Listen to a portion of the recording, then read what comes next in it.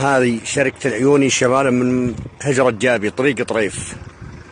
هذه الشركة شركة العيوني، وهذه الخلاطات، وهذا موقع العمل شمالا من جابي.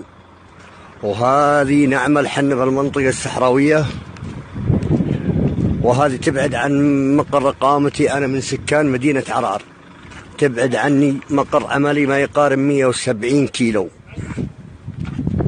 وهذه المنطقة الصحراوية، هالبر وحرارة الجو.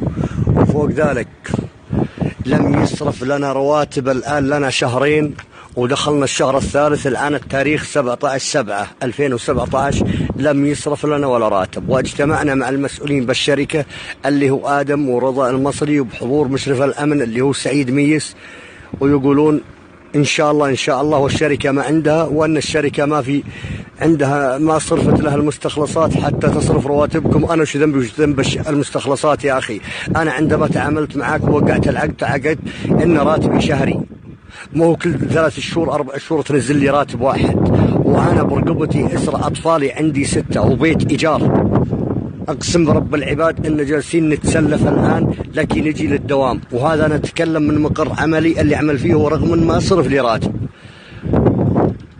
لي راتب، أنا منضبط بعملي وملتزم بعملي، ولكن الشركة غير ملتزمة معانا، وجالسين يماطلون فينا لكي يبزعون من هذا العمل علشان أنهم يجيبون عنا عمالة أقل مرتب، وخاصة العمالة الأجنبية.